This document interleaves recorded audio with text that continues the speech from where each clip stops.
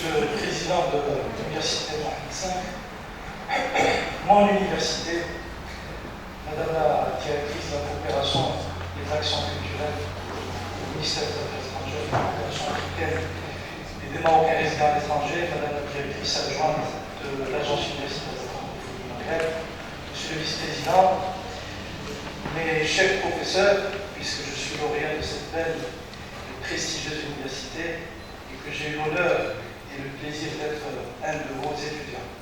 Honorable communauté académique et scientifique d'ici et d'ailleurs, chers étudiants, chères étudiantes du monde francophone, c'est pour moi un réel plaisir de prendre part à cette journée d'études organisée à l'occasion du 50e anniversaire de la francophonie, puisque nous sommes aujourd'hui réunis dans ce cadre qui nous rassemble, à savoir la francophonie.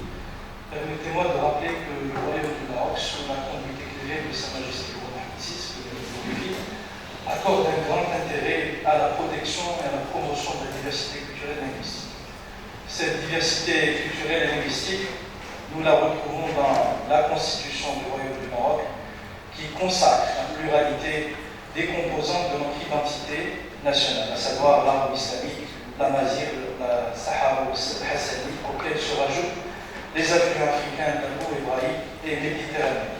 Cette multiculturalité est, à vrai dire, notre plus précieux héritage. En fait, notre engagement auprès de la communauté francophone du monde a débuté il y a de cela 40 ans, en 1981, au sein de l'Organisation internationale de la francophonie, autrefois dénommée Agence de coopération culturelle dédiée. Le Maroc, quatrième pays dans le monde en termes de locuteurs du français, puisque un Marocain sur trois emploie la langue de Molière au quotidien, concourant depuis des générations à travers ces femmes et ces hommes au rayonnement de la langue française et des valeurs universelles de la tolérance et du dialogue entre les peuples, de la coexistence et du vivre ensemble. Je citerai pour appuyer mes propos et à titre d'illustration, puisqu'on est dans un monde purement académique, Ahmed Sfrewi, le précurseur, premier écrivain marocain d'expression française. Driss Chraï, cet impressionniste de premier rang, Tahar Ben Jelloun, lauréat du prix Goncourt de l'année 1987 pour sa nuit sacrée.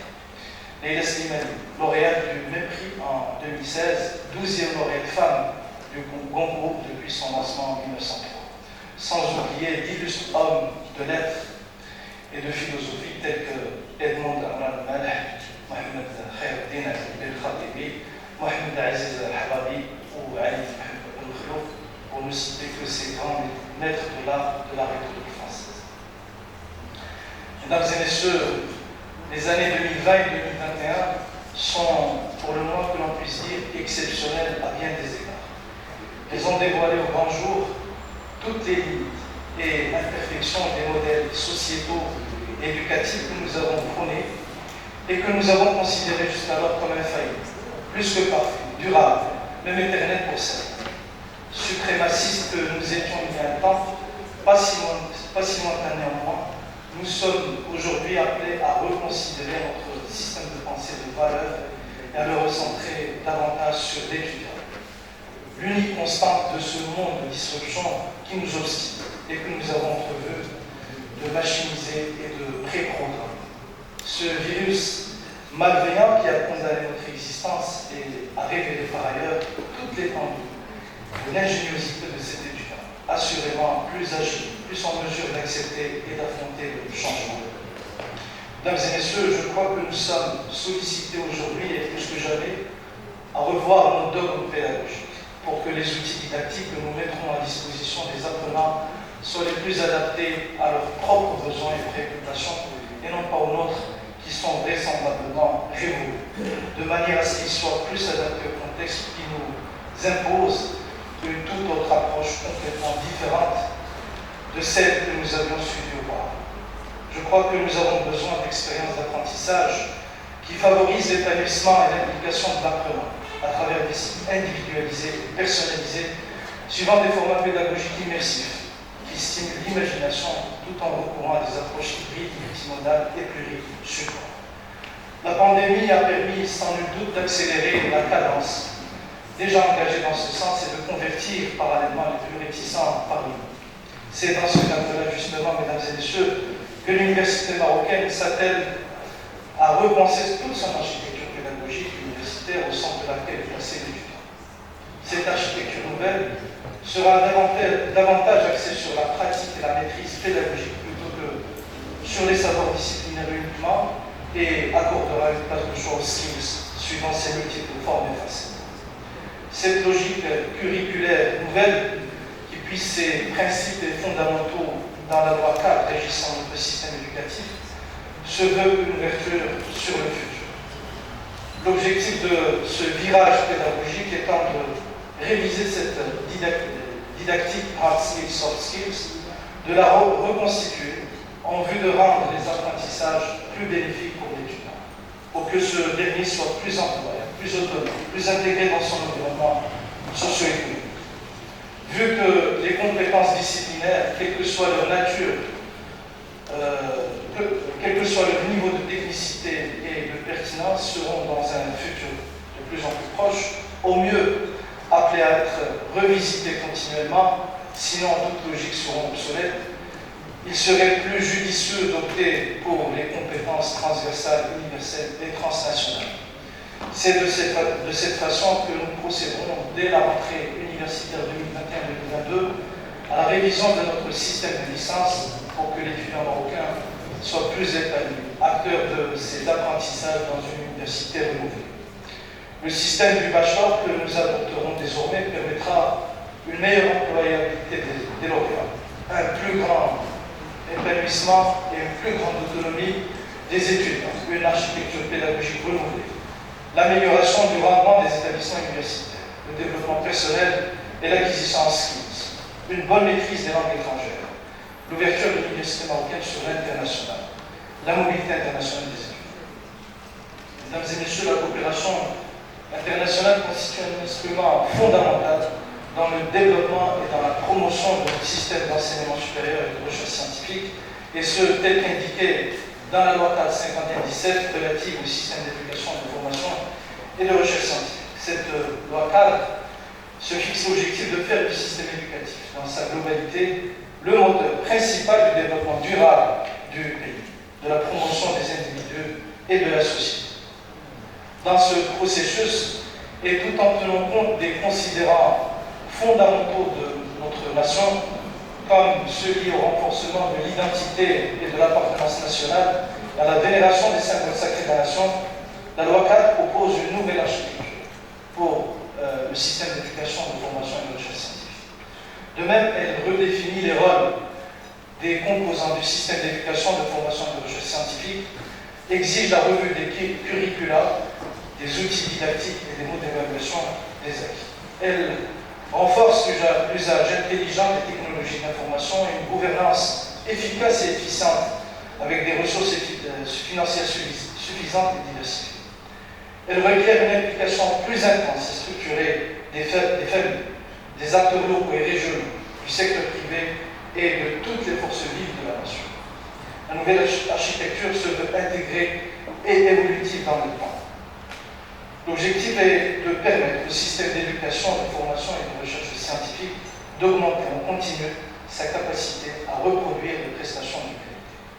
Nous nous efforçons en ces mêmes temps à mettre en œuvre les dispositions de cette loi cadre, suivant 19 projets, parmi lesquels figure le projet numéro 17, exclusivement dédié à la promotion de la coopération et du partenariat, tant sur les plans national et régional qu'international. Ce projet a été baptisé Mobilisation des acteurs et des partenaires autour de l'école marocaine, dans sa grande splendeur. Ce projet 17 puise ses sous-bassements et fondamentaux de la Constitution du Royaume du Nord, des autres orientations royales et de la vision stratégique de la réforme 2015-2030, appelant notamment à élargir et diversifier les relations d'amitié de notre pays et ses rapports d'échange humains, économiques, scientifiques, techniques et culturels avec tous les pays. En effet, le projet 17 vise à renforcer le rayonnement de notre système national d'enseignement supérieur et de recherche scientifique à l'international et à faire de l'université marocaine un hub régional et continental en matière d'excellence académique, par le biais particulièrement du développement de la coopération bilatérale et multilatérale. Mesdames et messieurs, je voudrais aborder avec vous en dernière partie de mon intervention l'approche par laquelle nous concevons et manageons au quotidien les programmes de coopération au niveau du département d'enseignement supérieur de la recherche scientifique. Cette approche s'inscrivant en parfaite concordance avec la politique étrangère de notre pays est organisée autour des axes suivants. Le premier axe consiste à consolider les partenariats traditionnels établis par les pays avec lesquels nous entretenons des relations privilégiées en matière de coopération académique, mais aussi en matière de coopération politique intellectuelle. Nous recensons à ce propos depuis 1960 plus de 200 accords de coopération avec 90 pays partenaires, avec une accélération notoire en termes de conclusion d'accords ces dernières années. Ces partenariats sont de plus en plus basés sur les principes d'égal à égal, en reconsidérant de façon équilibrée les priorités nationales et les domaines d'intérêt commun, suivant une logique gagnant-gagnant. Une génération nouvelle d'accords a ainsi vu le jour, davantage axée sur l'atteinte d'objectifs concertés et partagés, suivant des modèles de gouvernance consacrant à juste titre et valeur le bilatéralisme. Le deuxième axe consiste à s'ouvrir sur des destinations et des expériences académiques et scientifiques jusqu'alors peu investies ou peu connues. Je citerai à titre d'illustration les pays de l'Amérique latine, de l'Europe centrale, de l'Asie du Sud-Est, des Balkans, du Moyen-Orient et de plus en plus de destinations anglo-saxonnes, et ce en vue de diversifier et enrichir nos relations avec le reste du monde. Le troisième axe consiste à promouvoir la coopération solidaire sud-sud avec les pays d'Afrique subsaharienne notamment, tels que voulu par Sa Majesté le roi Francisque II. Je me permets de partager avec vous les propos du souverain prononcés à cet effet à l'occasion du 28e sommet de l'Union africaine tenu à Addis Abeba en Éthiopie le 31 janvier 2017. C'est la voie de la solidarité, de la paix et de l'union que mon pays a choisi. Nous réaffirmons notre engagement en faveur du développement et de la prospérité des citoyens africains. Nous, peuple d'Afrique, avons les moyens et le génie et nous pouvons ensemble réaliser les aspirations de notre pays.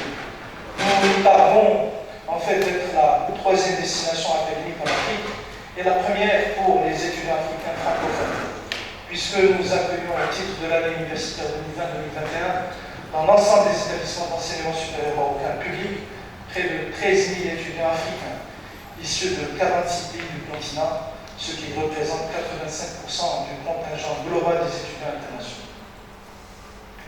Près des 3 quarts parmi ces derniers bénéficient des bourses que leur accorde l'État marocain. À ce titre, puisque nous sommes en ce moment à l'Université Mohamed V, le Rabat, je ne peux que saluer son engagement, à travers M. le Président, infaillible, en ce sens, car en son sein, plus de 16% des étudiants internationaux y sont inscrits. Dans le même sens, nous avons lancé la semaine dernière le programme de bourse d'excellence European Scholarships for African Youth, ouvert au titre de l'année universitaire 2021-2022 aux étudiants issus de l'Afrique dans les 11 universités créées dans le cadre du partenariat ou celles privées. Ce programme consiste à mettre à disposition des étudiants africains 303 bourses d'excellence dans 119 filières de formation, tous cycles d'études confondus, de la première année universitaire au cycle de doctorat. À travers ce programme, ces 11 universités ont voulu faire preuve de leur engagement, à l'instar des universités publiques, dans la formation des cadres et des élites de notre continent, l'Afrique. D'où le slogan que nous avons adopté, All Africans, One Education.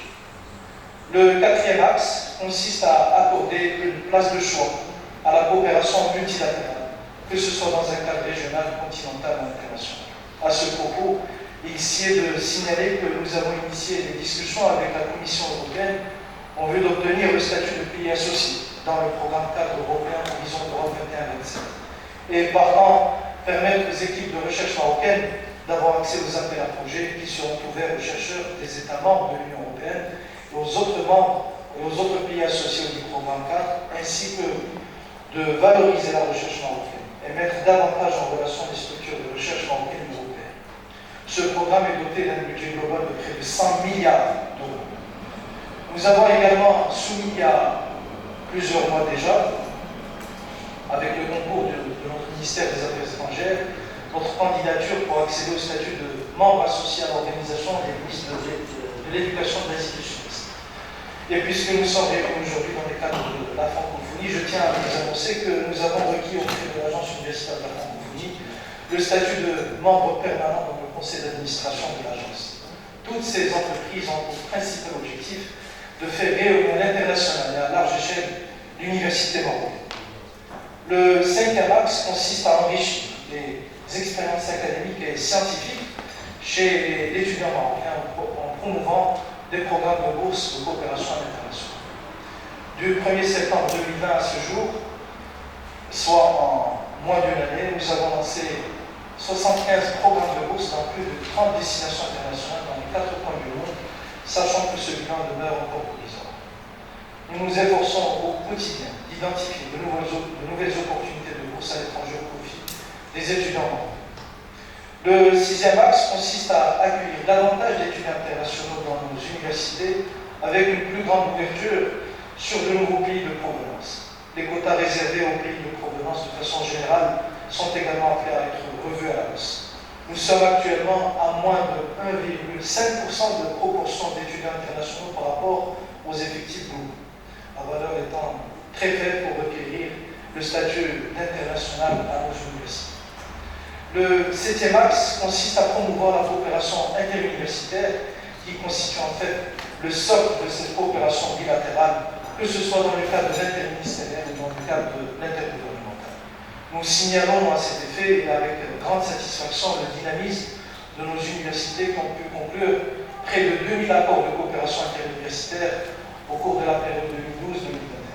C'est à travers les relations établies entre les universités marocaines et leurs homologues internationaux que nous pourrions aspirer à des partenariats plus durables et verts. Mesdames et messieurs, la coopération avec l'AUF augure de belles perspectives.